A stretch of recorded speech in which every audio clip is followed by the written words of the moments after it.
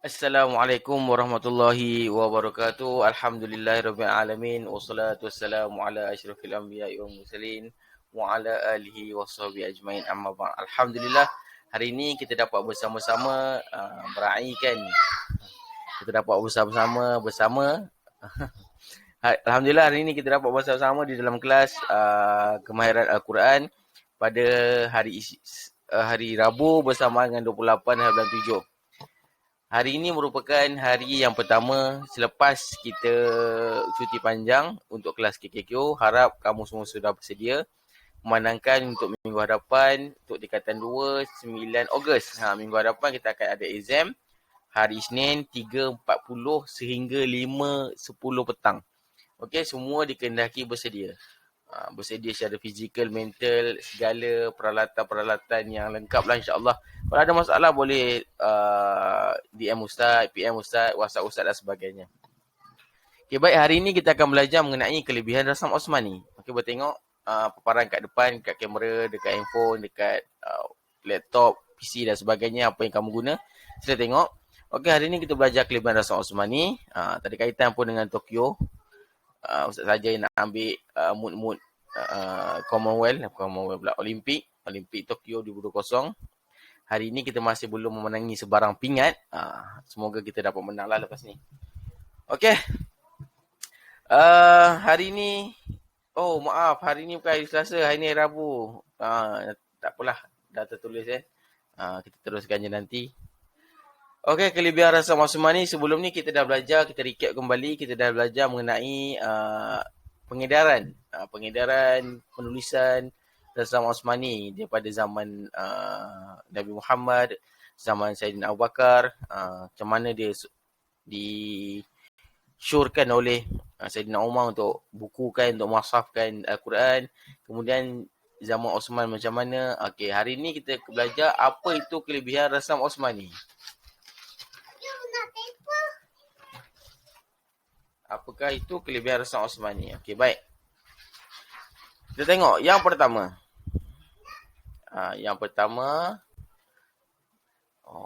Okey, kelebihan rasam Osmani yang pertama, rasam Osmani ditulis berdasarkan kepada riwayat mutawatir. Okey, rasam Osmani ditulis berdasarkan riwayat yang mutawatir. Riwayat yang mutawatir ni yang berterusan kepada Nabi Muhammad sallallahu alaihi wasallam. Okey, yang berterusan, yang tak putuslah. So, dia punya sumber sahih, tak ada sebarang keraguan lah. Okey, yang pertama kita tengok tadi, berdasarkan tulisan dia ditulis berdasarkan riwayat mutawatir. Dan yang kedua, tulisan Al-Quran rasam Osmani adalah mengikut sunnah Rasulullah dan telah diwarisi oleh penulis-penulis mushaf Al-Quran hingga kini. Okey, itu jelas. Rasam Osmani itu sendiri adalah sunnah Rasulullah dan telah diwarisi oleh penulis-penulis mushaf yang lain. Okey, itu yang pertama dan yang kedua.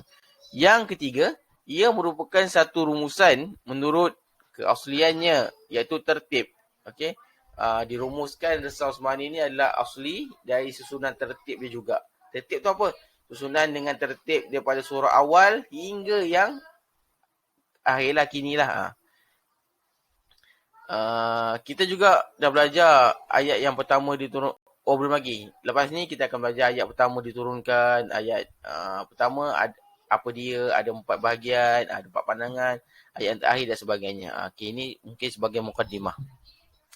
Dan yang keempat, rasam Osmani sudah disepakati. Okey. Yang pertama tadi riwayat mutawatir, sunnah Nabi, yang ketiga rumusan tertib dia, yang keempat disepakati oleh para ulama. Okey. Nabi macam tu baca, ulama-ulama pun sepakat untuk menerima rasam Osmani ini. Dan dipakai dengan susunan ayat-ayatnya, kalimah-kalimahnya dan huruf-hurufnya sekalipun. Ulama sepakat. Bukan susunan surah sahaja, bentuk tulisan macam mana, bentuk huruf macam mana. Okey, itu disepakati oleh semua. Dan tidak dapat dipertikaikan oleh sesiapa pun. Okey, baik. Teruskan. Yang kelima, berpandukan kepada pendapat. Ini imam-imam kita. Okey, imam-imam mazhab kita.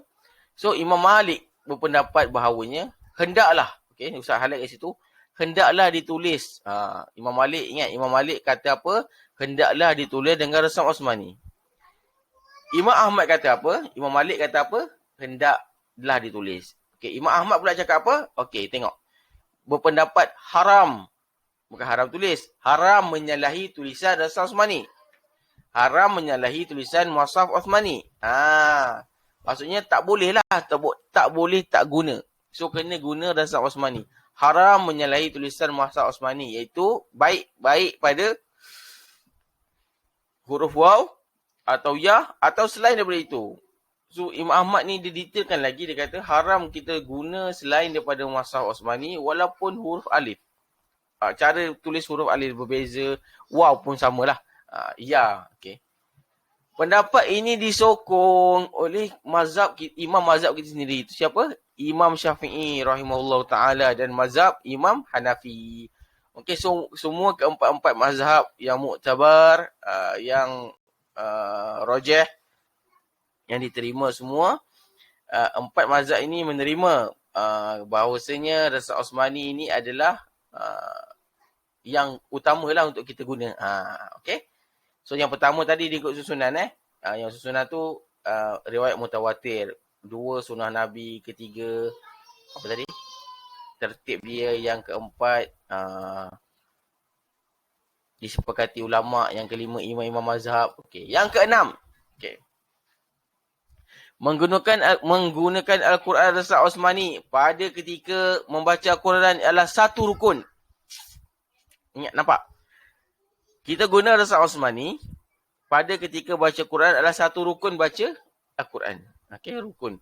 Tertegaknya ibadat itu pada rukun-rukunnya. Okey. So, kita guna Al-Quran yang resam Osmani ketika baca Al-Quran adalah rukun membaca Al-Quran. Yang ketujuh, kandungan Al-Quran mengikut resam Osmani mengandungi rahsia yang tersendiri. Dia ada rahsia sendiri. Rahsia dari segi apa? Segi mengekalkan dan memansuhkan huruf-hurufnya. Okey? Dia ada rahsia kenapa kita kekalkan huruf-huruf tu, kenapa kita mansuhkan atau kita tak gunalah huruf-huruf tu. Dan dia ada juga satu rahsia kenapa tulisannya macam tu. Okey, menarik. Semakin lama semakin menarik. Okey. Okey, lighting sikit. Okey. Okey, yang ke 8. Mushaf resam Osmani mampu membezakan. Okey, yang ke 6 tadi kita dah sebut pasal rukun. Yang ke-7 kita dah kata kita dah praktikal untuk kita sekarang lah. Iaitu dapat apa? Dapat ada rahsia, rahsia mansuh huruf-huruf tu kekalkan. Dan 8 membezakan pula. Membezakan apa? Yang bukan Al-Quran. Seperti tafsiran yang dihasilkan oleh sebahagian sahabat. Okey, sahabat bila dia baca Quran, bila dia belajar dengan Nabi, dia akan tulis jugalah. So dia macam which is dia ada satu buku, ada buku-buku lah. Contoh. Buku nota-nota kan. Okey, tengok nota. Nota tak? Tak ada mula lagi. Okey, contoh. Okey.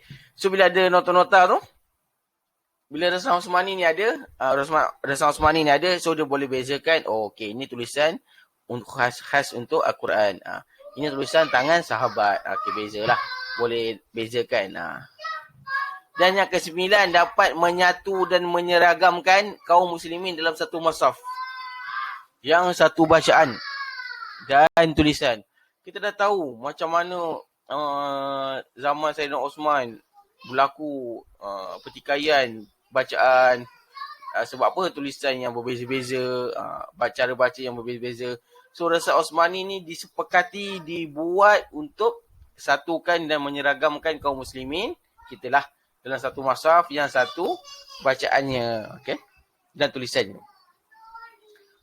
Kenapa tak baca yang kita buat 2 ke 3 ke? So, 2 ataupun 3 mushaf tu betul. So, tak boleh lah kan. Sebab bila ada dua buku yang berlainan, so akan cara baca yang berlainan lah. Okey, sebab tu disatukan iaitu Rasam Uthmani sahaja. Okey, baik. Yang ke-10. Yang ke-9 tadi dapat menyatukan, dapat menyeragamkan kaum muslimin. Yang ke-10 kita tengok merupakan penyatuan dalam bacaan walaupun berbeza qiraat. Okey. Kita tengok balik. Satu bacaan, tapi yang ke-10 ni penyatuan dalam bacaan. Okey, maksudnya bacaan macam ni, qiraat berbeza. Tetapi dapat disatukan dengan Rasam Uthmani. Rasam Uthmani yang sama. Contoh kita dah belajar qiraat sebelum ni kan. Okey, tulisan-tulisannya macam mana. Okey. Kalau qiraat ni kenapa dia baca macam tu, dia ada sebab-sebab dia. So tak jadi kesalahan lah. Ini bukan macam yang 10 ni, dia menyangkal kepada yang 9. Tak. Dia lebih detail, iaitu dia kata apa? Penyatuan dalam bacaan. Walaupun berbeza dalam qiraat. Qiraat ni cara lahjah sebut lah. Okey. Qiraat ni berbeza cara-cara baca kan. Kita punya Hafs dan Asim pun berbeza. Okey, yang ke-11, Al-Quran Rasam Uthmani merupakan sumber rujukan atau hujah dalam bahasa Arab yang sahih. So, pentingnya juga dalam tulisan Rasam Uthmani ni, kenapa? Sebab ia akan menjadi tempat rujuk untuk bahasa Arab. Di samping itu, kenapa kita nak rujuk? Sebab itulah tulisan yang betul. So, rujukan bahasa Arab, okey. Dia tengok, kenapa ada alif sikit? Kenapa tak ada alif? Ini sebab apa? Itu akan menentukan maksud yang berlainan. Walaupun kita tengok, contohnya apa? Allahumma salli ala Sayyidina Muhammad. Abasa wa tawalla. Okey, abasa. Kalau kita tengok, abasa ni dia mempalingkan. Tapi kita tengok lebih dalam lagi, abasa ni boleh jadi tempat keluar najis. Pada hujung-hujung anggota kain ke anggota badan dia ada percikan-percikan najis, itu pun boleh jadi abasa hujung-hujung. Walaupun ada banyaklah. So bila abasa, kenapa abasa wa tawalla berpaling ke belakang dan sebagainya, banyak sangat rahsia-rahsia dalam kalimah itu sendiri. Sebab tu dia akan menjadi sumber rujukan hujah bahasa Arab yang sahih. Okey. Kelebihan Rasam Uthmani ada 11. So 11 itu kita dah sebutkan. Yang pertama tadi mutawatirnya sunnah Nabi. Ketiga mazhab ulama, sepakat ulama sebagainya. 5 kita dah masuk kepada cara baca, kekalkan huruf. Yang keenam kita apa? Yang keenam kita satu rukun baca Quran. Yang ketujuh kandungan itu mengandungi rahsia sebagainya. Yang kesembilan membezakan penulisan sahabat dengan Al-Quran itu sendiri. Itu 8. Dan yang kesembilan dapat menyatukan kaum muslimin. Yang 10 penyatuan dalam bacaan walaupun beza qiraat. Okey, ada 11 sahaja kelebihan Al-Quran Rasam Uthmani. Okey, penutup untuk hari ini. Apa dia? Mushaf Al-Imam. Apakah itu? Apakah dia? Ia merupakan sebuah naskah yang disusun pada zaman Sayyidina Uthman. Ingat, dalam exam ada. Yang disusun dalam Sayyidina Uthman radhiyallahu anhu oleh sahabat yang diketuai oleh Zaid bin Sabit Al-Ansari bersama Abdullah bin Zubair, Sa'id bin Al-Aus dan Abdurrahman bin Harith. Ia merupakan mushaf yang dikemaskinikan daripada mushaf di zaman Abu Bakar. So, zaman Abu Bakar dah ada satu. So, dikemaskinikan di zaman Sayyidina Uthman. Salinan asal dia yang original disifat oleh Sayyidina Uthman yang dikenali sebagai Mushaf Al-Imam. Ingat, satu yang original dekat Sayyidina Uthman. Ia mula digunakan pada tahun 825 Hijrah dan selebihnya disebarkan ke wilayah-wilayah Islam yang lain untuk digunakan oleh umat Islam. Okay, nanti kita akan tengok macam mana cara pengedaran disebarkan mushaf-mushaf itu kepada wilayah-wilayah dan negara-negara yang tertentu. Okey. Wallahu alam, itu sahaja daripada Ustaz. Ada apa-apa yang kamu tak faham, boleh beritahu Ustaz, maklumkan Ustaz, PM, DM, WhatsApp dan sebagainya. Untuk kehadiran, sila tulis nama kamu di ruangan komen. Untuk kehadiran kamu, jangan lupa like, jangan lupa subscribe. Okey, kita jumpa lagi esok hari insya-Allah. Assalamualaikum warahmatullahi wabarakatuh.